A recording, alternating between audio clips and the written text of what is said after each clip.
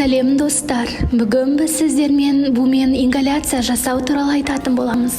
Видеоны көрмес бұрын менің арнама тіркеліп кетіңіз. Бумен ингаляция жасау жөтел, тұмау, ангина, тамақтың ауруы мен мұрыннан су ағу, бітелу сынды тыныс жолдарының аурулары кезінде сауығуға көмектесе алады. Бірақ көбіміз бумен ингаляцияларды дұрыс жасауды білмейміз. Бумен ингаляция жасау қандай да бір ыстық қайнап тұрған сұйықтықтан, әдетте судан шығатын бумен демалу. Ингаляция тыныс жолдарын жылытып, қозып тұрған тамақты тыныштандырады. Бірталай бактерияларды өлтіріп, сауығып кетуге көмектеседі.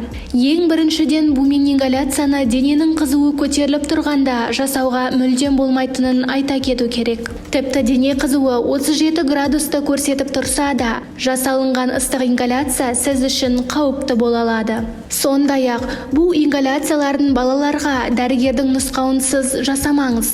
Балалардың терісі мен ішкі мүшелері нәзік болғандықтан, жоғарғы температура ішкі мүшелерді күйдіріп жібере алады. Ингаляцияның негізі ретінде нені қолдануға болады?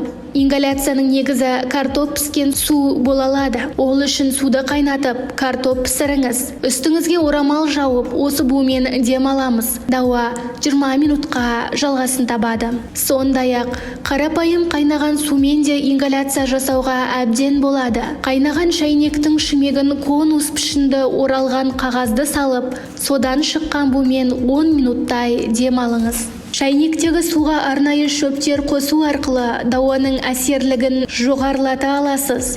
Өзіңізге ұнаған не белгілі бір ауру кезінде қолданатын емдік шөптің түрін, не эфир майының бірақ тамшысын қосыңыз. Жөтелді эвкалипт немесе лимон эфир майлары жақсы кетіреді. Егер мұрныңыз ағып, не бітеліп тұрса, мұрныңызбен дем алыңыз. Сәйкесінше тамағыңыз ауырып тұрған жағдайда ауызбен терең асықпай дем алыңыз. Денсаулығыңыз мықты болсын. Егер де видео ұнаған болса, менің каналыма тіркеліп, лайк басып, комментарий жазып кетіңіздер. Назарларыңызға рахмет.